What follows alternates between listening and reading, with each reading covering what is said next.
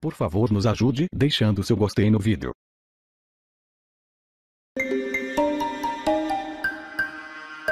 Gente, assim que a gente não consegue explicar. Eu comecei a sentir muita angústia, quase me afogava, sabe? Sufocava. Um sentimento de impotência, de incapacidade. Parece que não existe ninguém mais, existe só você. Onde que está a depressão? Na alma. É uma dor difícil de entender. Muitas vezes a gente demora para perceber, para aceitar. E em todo o mundo, os casos de depressão estão aumentando, principalmente nas grandes cidades. Mais de 300 milhões de pessoas no mundo têm a doença. Este ano, a Organização Mundial de Saúde Está mais vulnerável, porque cada vez mais adolescentes, idosos e até crianças estão ficando deprimidos. Como reconhecer os sinais, as novidades nos tratamentos e os depoimentos de quem está passando e passou por isso. Porque qualquer um pode ter depressão. Muitos hoje têm depressão. E ninguém precisa sofrer. E ninguém precisa sofrer sozinho. Ninguém precisa sofrer sozinho. O Bem-Estar de hoje está aqui para te ajudar, para ajudar todo mundo que está com depressão. Para isso, estão conosco o psiquiatra, Dr. Taki Cordaz, e também a psicóloga, doutora Karina Fukumitsu. Você tem dúvidas? Está passando por uma depressão? Tem alguém na sua família que está enfrentando esse problema? Então escreve pra gente, usa a hashtag Você no Bem-Estar ou liga 4002-2884. Quem já mandou mensagem foi a Rosilene. Vamos ver o que ela quer saber. Olha lá, como fazer a pessoa perceber que tem depressão? Pois é, Rosilene, 11 milhões de brasileiros têm depressão. Como ela surge? Quais são os sintomas? Como a depressão pode ser diagnosticada? Quem vai mostrar pra gente é a Michele Loreto, numa série que começa hoje aqui no Bem-Estar. Depressão. Precisamos falar sobre isso.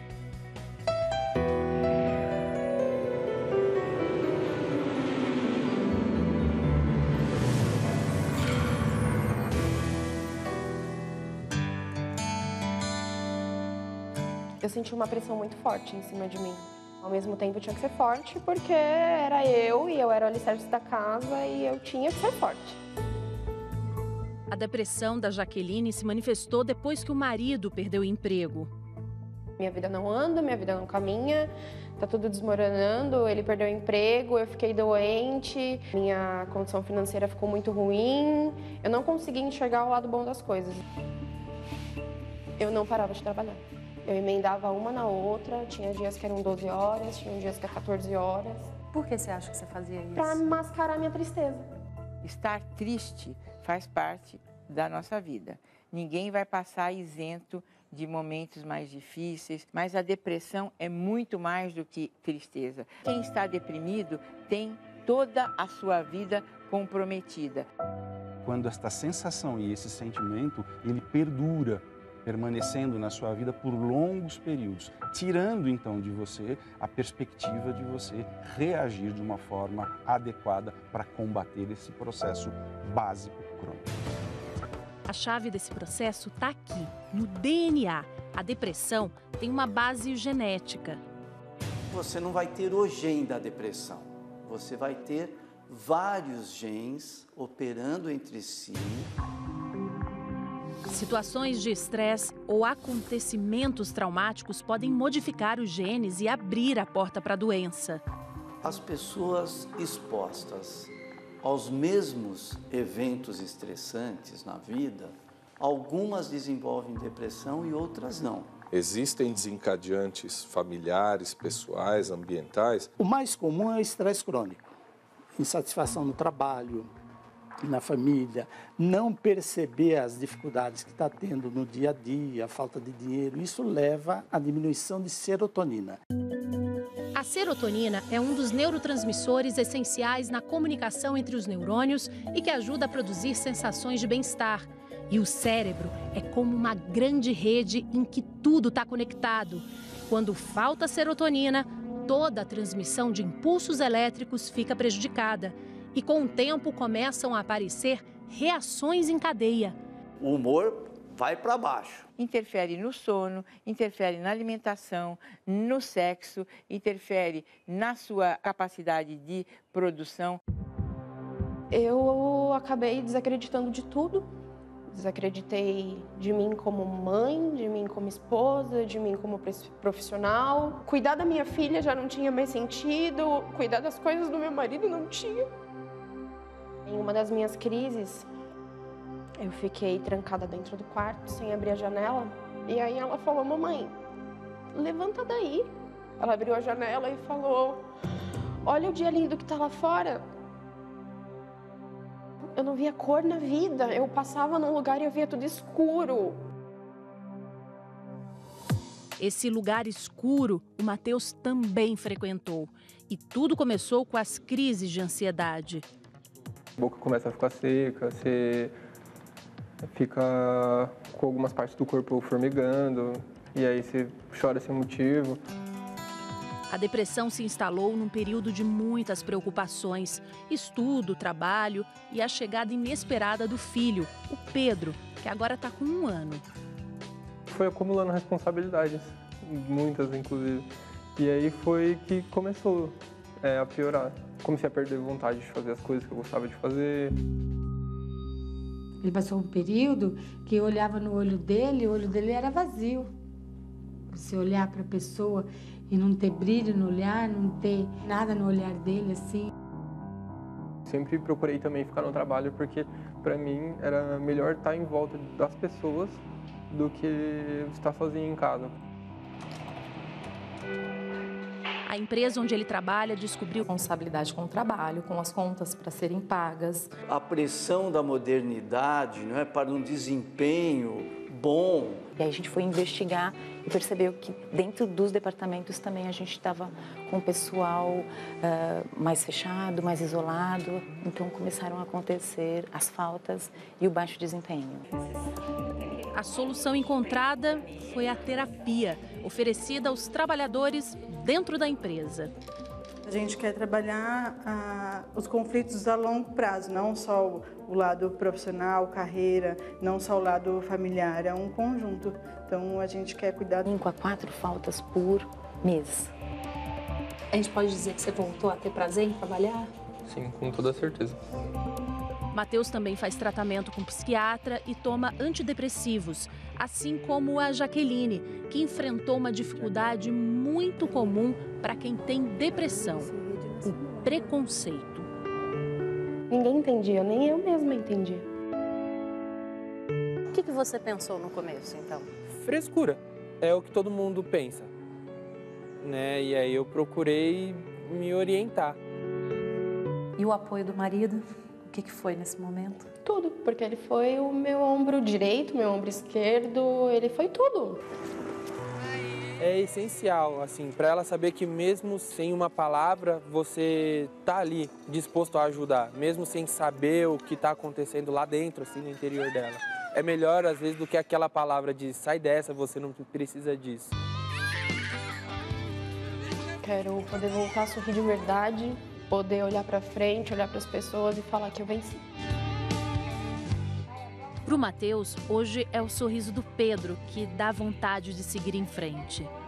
Me sinto mais animado, mais feliz e é muito bom estar se sentindo assim de novo. Vamos dizer assim, estar se sentindo vivo tanto por fora, tanto por dentro de novo.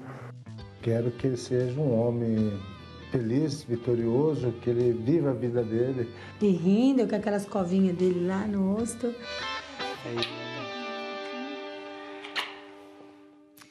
Muita gente, né, doutor Tac, tá querendo sair da depressão e chegar nesse estágio que a gente viu aí que algumas pessoas já conseguiram chegar. E muita gente está tentando descobrir se está deprimido.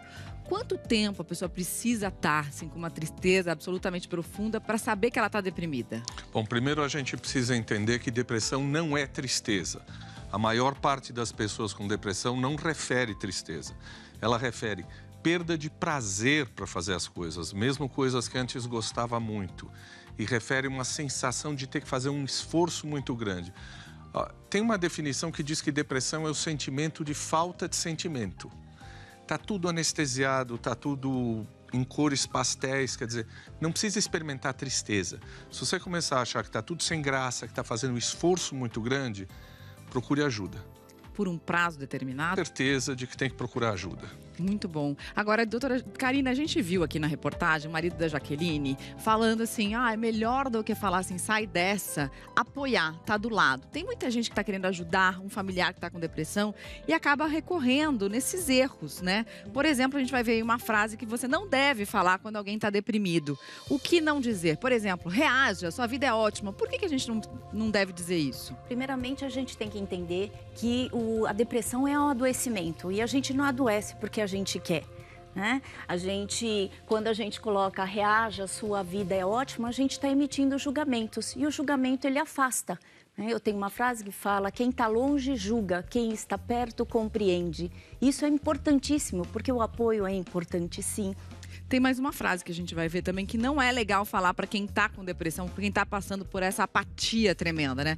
Faça um esforço para sair dessa. A pessoa não tá conseguindo fazer esforço nenhum, né? Esse é um erro enorme, porque a gente associa a depressão com falta de vontade, né? E a gente julgando a pessoa, falando que ela tem, né, uma falta de vontade, né? A gente está afastando essa pessoa, inclusive, da percepção de que ela precisa ter. Eu costumo falar assim, aceita que dói menos. Quando você se apropria do seu adoecimento, você tem condições, inclusive, de batalhar contra ele. E não depende só de você, né? Tem outra frase aí que a gente vai ver agora, que é exatamente isso, né? Vamos lá, sai dessa, só depende de você. Não depende só de você, né? Não. É uma totalidade. O teu definhar existencial, esse adoecimento da alma vai acontecendo progressivamente e, felizmente, tem tratamento. Existe tratamento. Doutor Taki, o que a gente pode fazer para ajudar? A gente está aí com uma pia, por exemplo, cheia de louça, suja. Cuidar, ajudando a lavar uma louça, por exemplo, uma pessoa que está assim, sem condições, muitas vezes até de sair do quarto, é importante nesse momento? Às vezes a família pergunta para você o que eu posso fazer para ajudar. Você diz assim, há muito pouco o que fazer para ajudar, mas você pode atrapalhar. O que nós vimos agora é atrapalhar. O que você pode ajudar, às vezes, é não falar nada, ficar do lado. Ficar do lado e dizer, estou do seu lado. Ajudar nas coisas de casa, tirar um pouco do peso, entender que aquela pessoa não vai fazer isso voluntariamente se você não ajudá-la, se você não estiver do lado dela. Isto é ajuda até que o tratamento comece a fazer efeito. Então, o que o senhor falou também está muito nesse lugar aqui, que a gente colocou um outro coraçãozinho ali com a palavra escute, né? Esteja do lado para ouvir, ter um chazinho aí. Quer dizer, só sentar do lado da pessoa, ficar por perto, né? E ter empatia, ou seja, colocar-se no lugar, tentar entender o que aquela pessoa está sentindo, não emitir juízo de opinião, fica do lado, ouve. É o que você pode fazer nesse momento. Ouvir, acolher também, né, doutora Karina? Sim, acolher é uma das formas também de você apoiar a pessoa em depressão, né? Eu costumo pensar assim, que cuidado significa você acolher, respeitar e não julgar. Isso é importantíssimo. Importantíssimo. Importantíssimo também no tratamento da depressão é saber a hora certa de tomar remédio. Quem pode tomar remédio? Quem deve tomar remédio? Michele Loreto mostra pra gente de novo. Eu me senti uma estranha na minha própria vida, sem vida. Mas eu comecei a me fotografar, a fazer selfie mesmo, assim. E eu fiquei muito impressionada com o que eu vi e o que eu não vi. Percebi quando eu estava num estado de estafa absoluta, assim, era um cansaço muito grande, físico, mental, emocional. Tava muito difícil existir. Ela jamais imaginava que um dia seria tão difícil sorrir. Tristeza, chorar e não saber explicar. Já adulta, a morte da mãe foi um golpe certeiro. Aí eu lembro de sentar e falar com Deus assim, falar, não quero mais, eu não vou mais fazer força. Eu já fiz muita força. Não quero mais, desliga, pelo amor de Deus. Para tratar a depressão, Regina começou a tomar remédios indicados pelo psiquiatra. Aquilo chegou em mim como uma porrada, sabe? Tipo assim, um negócio feio mesmo. O ponto de corte que nós fazemos para utilizar a medicação é quando você tem uma... Pessoas falam, vai fazer o que você gosta. Não existia nada que eu gostasse mais na vida. Então, se a gente lembrar que a depressão é um desequilíbrio químico, o medicamento é para fazer esse equilíbrio voltar ao estágio antes da depressão. Esse desequilíbrio químico acontece principalmente por causa da serotonina. Quando eu estou com um nível bom de serotonina, não tem ansiedade, não tem depressão, o humor fica adequado ao ambiente. Ela também é essencial na comunicação entre os neurônios. Imagine que a serotonina é um paraquedista que leva a informação. Numa situação normal, ela é liberada pelo neurônio na fenda sináptica, que é o espaço de comunicação com o neurônio seguinte. Ele recebe a serotonina e assim a ligação se estabelece. Depois, manda de volta para ser recaptada. Mas quem está com depressão tem pouca serotonina nessa fenda. É aí que os antidepressivos agem. Eles inibem a recaptação da serotonina pelo neurônio para que ela fique ali, circulando. Assim, a comunicação fica mais ativa e a pessoa tem mais sensação de bem-estar. Ele não vai deixar seu cérebro muito mais legal do que você gostaria, nem pior do que ele já era. Eles só ajudam muito o indivíduo a lidar com as situações do entorno, exatamente capacitando-os do ponto de vista biológico de uma forma melhor. Uma ferramenta, um pilar, uma ajuda maravilhosa, ainda bem que existe. E depois essa manutenção é muito importante para que esse neurônio... A pessoa pode não servir para outra. É comum ter que mudar o medicamento e ajustar as doses. As chances de recuperação total são... Não dá resultado assim logo de cara. Esse processo pode levar algumas semanas. E é cheio de altos e baixos. E mesmo quando os efeitos começam a aparecer, é preciso seguir o tratamento bem direitinho. Mas muitas pessoas, quando começam a se sentir bem, param de tomar o remédio e deixam de seguir a orientação dos médicos. Só que o tratamento completo dura no mínimo 1 ano. E se parar antes, pode até ser pior. Porque provavelmente a chance de ter depressão volta. E às vezes volta até um pouco mais intensa do que aquele quadro inicial. Regina segue todas as recomendações da psiquiatra. Toma remédios, passou a trabalhar menos, faz meditação e terapia. Está diminuindo a dosagem do antidepressivo. Quando esse remédio começou a fazer efeito, foi um alívio gigantesco. E eu falei para mim mesma e repito, se eu precisar tomar para o resto da minha vida, eu vou tomar. Porque eu não vou voltar para aquele lugar. De jeito nenhum. Eu hoje olho para o futuro assim, cheia de esperança, de expectativa, de vontade, acolher, cuidar, se amar e se reconhecer, porque depois de uma depressão a gente nunca é o mesmo. Que assim seja, assim é.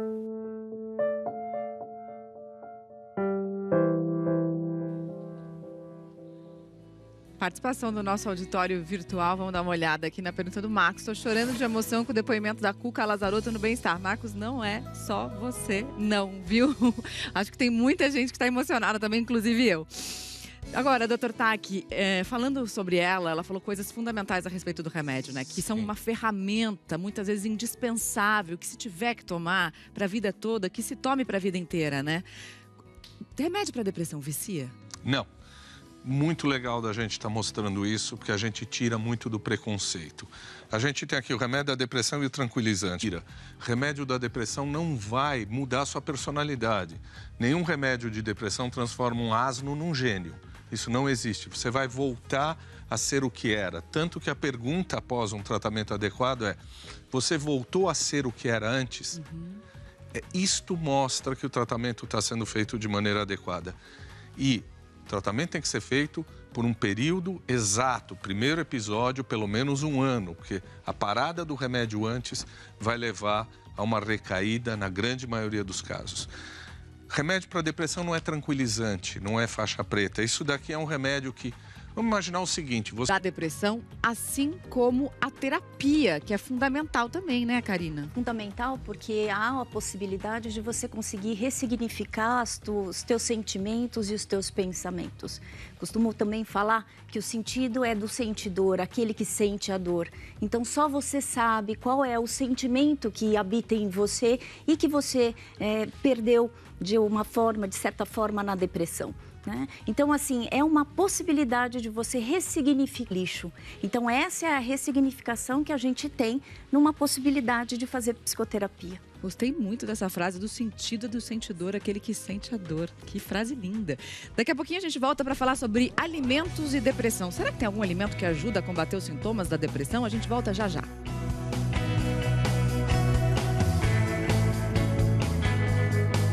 Gente, agora a gente vai falar sobre depressão que provoca dor no corpo inteiro. Por que será que isso acontece? E será que tem algum alimento que pode ajudar a combater os sintomas? Michele Loreto de novo.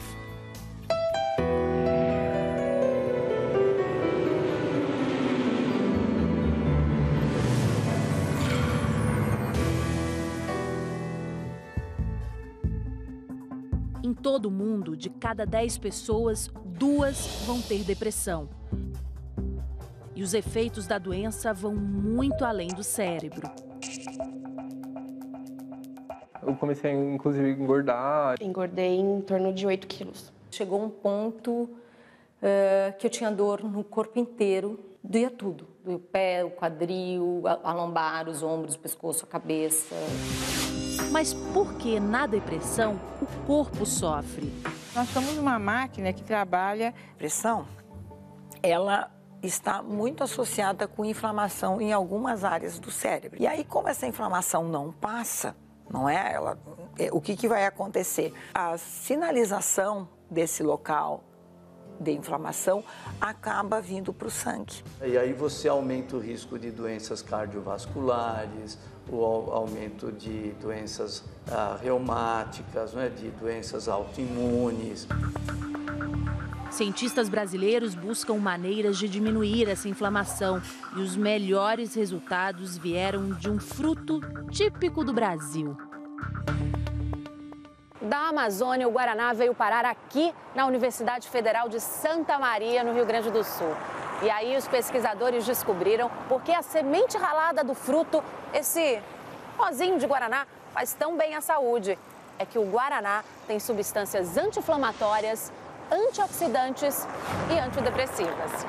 As nossas pesquisas mostraram que aquelas populações ribeirinhas, elas têm uma prevalência de depressão e de ansiedade, de estresse menor do que as pessoas da cidade e que potencialmente esses frutos poderiam ajudar. Outros alimentos podem trazer o mesmo benefício. É o caso do chimarrão e também do chá verde e do chá preto. Mas atenção!